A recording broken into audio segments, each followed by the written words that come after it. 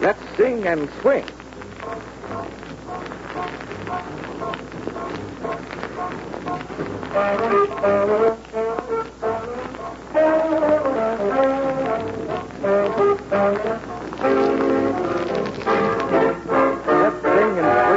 Irving Miller and his orchestra, Linda Keene and Billy Grant to supply the vocals. A little music round the belt of the day seems just the thing to us, so we've got our little group together again, and we're quite prepared to make with the music, I mean. Well, nobody had any idea we'd be swinging this one when it first came out, but here it is, just moving back and forth like an agitated pendulum. The Man on the Flying Trapeze. We interrupt our programs to bring you a special broadcast. We take you now to Washington.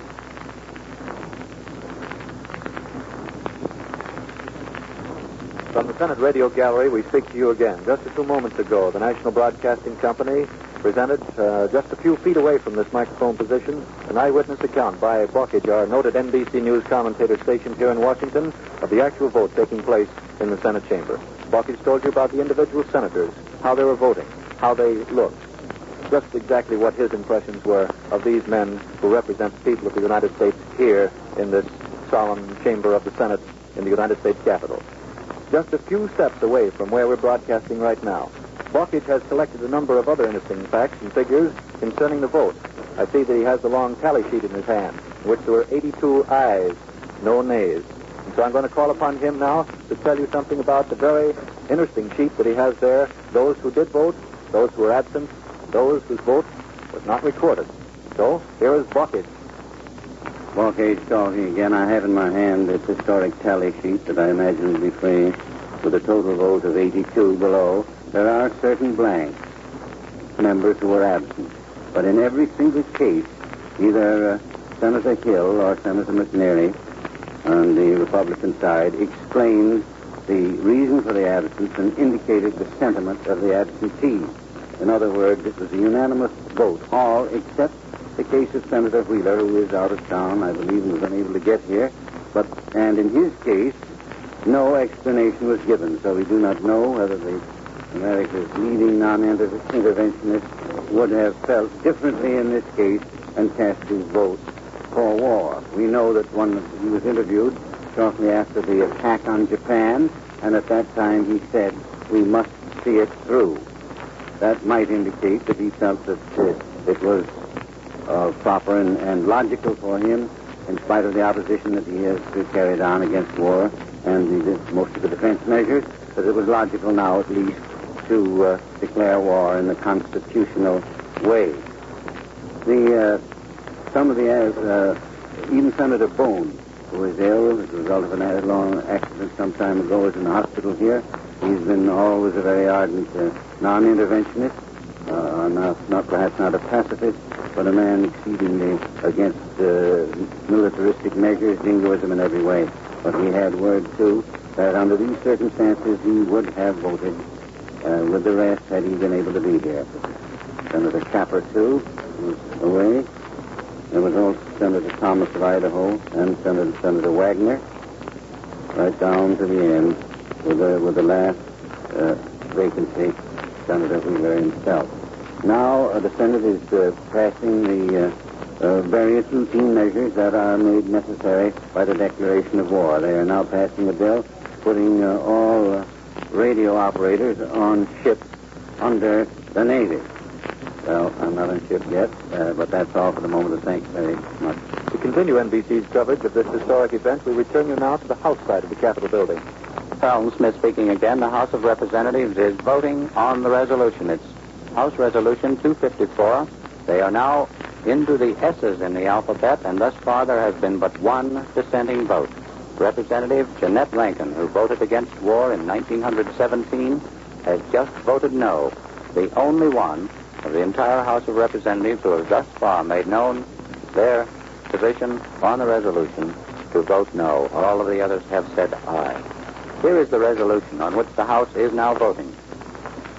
Declaring that a state of war exists between the imperial government of Japan and the people of the United States, and making provision for the same, whereas the imperial government of Japan has committed repeated acts of war against the people and the government of the United States, Therefore, be it resolved by the Senate and House of Representatives of the United States of America in Congress assembled that the state of war between the United States and the Imperial Government of Japan, which has thus been thrust upon the United States, is hereby formally declared, and that the President be, and he is hereby authorized and directed to employ the entire naval and military forces of the United States and the resources of the government to carry on war against the Imperial Japan government, and to bring the conflict to a successful termination. All of the resources of the country are hereby pledged by the Congress of the United States. And so, ladies and gentlemen, the Congress of the United States has voted today the declaration of war against Japan. The Senate vote, as you know, 82-0, and the House vote will be overwhelmingly in favor of the resolution which we have just read.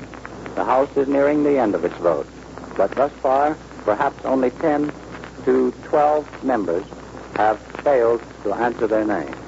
It's not possible that they would sit there and not answer at all. They might answer present, or they might answer aye, or they might answer no. Thus far, one member, as we told you, Mr. Ned Rankin of Montana, has voted no.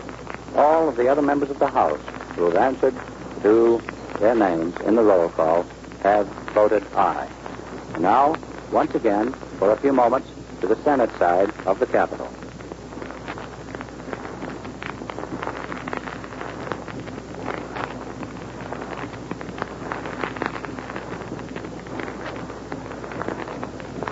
Ladies and gentlemen, broadcasting once again from the Senate Radio Gallery, where at the present time, right on the floor of the Senate chamber, various resolutions are being adopted by the Senate that are necessary in this serious business that confronts the United States of America and its people and its lawmakers here in Washington today.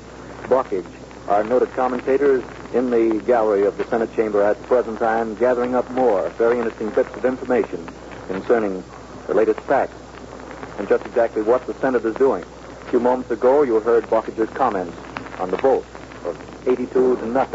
It was cast on the adoption of the resolution that a state of war does exist. And now Blockage has come back, and he has more interesting information concerning some of the members of the Senate who are down there on the floor today. Here is Blockage. Blockage talking again. The session is progressing now. The tension is down. A number of the senators who want to make speeches and get into the record on the subject are making them. There are not many, however. I have looked over and seen a few manuscripts coyly and modestly concealed beneath the desk that was maybe brought forth. It's interesting. I believe there's no one I know of no one in the Senate, besides Senator Norris, who voted for this resolution, the war resolution in 1917, except Senator Barkley. He was a member of the House then. And he, too, of course, has memories that are coming before his eyes, undoubtedly. Senator Meade is speaking now. He's making a war speech, more or less justification and a record of the attitude of the country towards Japan. It was very interesting. It was quite surprising when the vote was called, when we went down that list and came to the name of La Follette. A little while before I'd seen him arguing, I thought was Senator Norris attempting to persuade him, perhaps, and yet when the name of Senator La Follette was called, he answered his aye as vigorously as his father had given his no in 1917. The same was true Senator Reynolds, Senator Nye, who took, as you know, like Senator Wheeler, was one of the leading non-interventionists. That's all for the moment. Thanks very much. We return you now to New York. And now we'll hear from H.B. Kaltenborn, speaking from the NBC newsroom.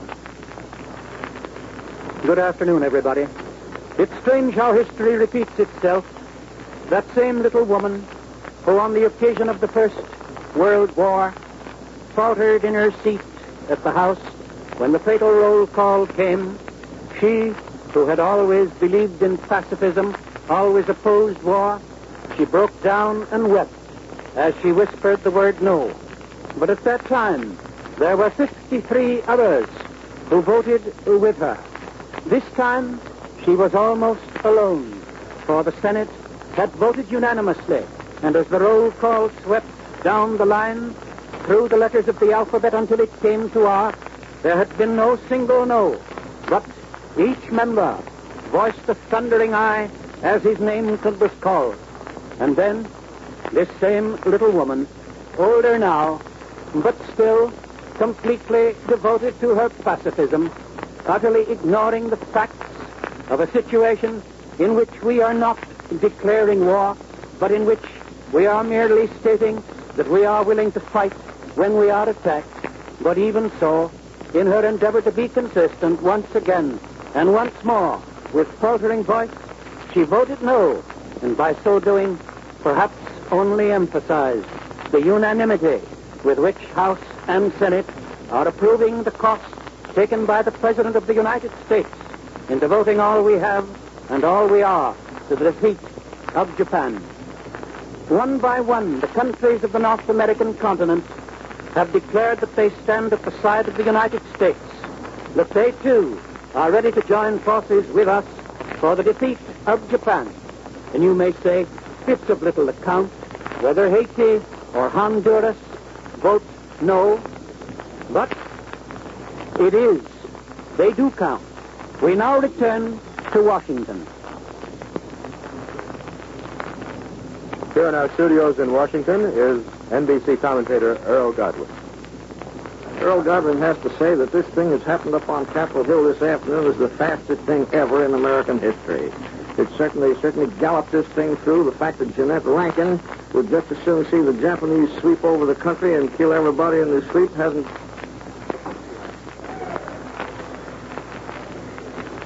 We're back now at the House of Representatives. The House has just voted in favor of the House resolution, 388 aye, 1 no. Miss Jeanette Rankin of Montana, the lone dissenting vote in this record vote of the House, 389 out of a possible 435. As a matter of fact, today, because of some deaths, there are not quite that many members of the House. So it is a record vote, 389. 388 have voted aye, 1 has voted no. As we told you a little while ago, the trend of the House vote here was very apparent. And the people in the gallery, and even some of the members themselves, began milling about just a little bit because they knew that it was just a matter of time until this vote could be passed. So the Senate of the United States has voted 82-0 to take the United States to war against Japan. The House of Representatives has voted 388-1. So, ladies and gentlemen, in a very brief time, we have brought you the request of the President of the United States to a joint session of Congress for a declaration of war against the imperial government of Japan. And that request has now been granted by both houses of Congress, and in a short time the resolution will go to the President for a signature. And that's all at the present time from the United States Capitol building in Washington. We now return you to the NBC newsroom in New York. We return now to our regular program.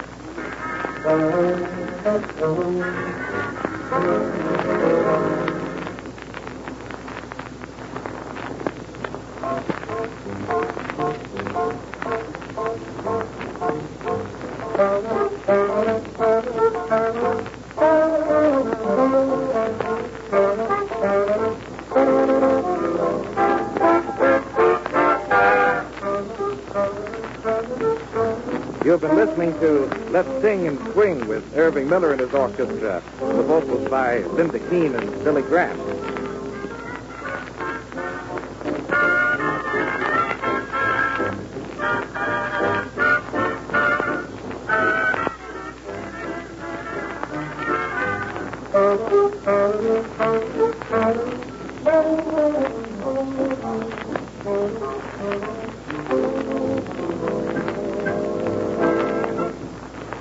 This is the National Broadcasting Company, RCA Building, Radio City, New York.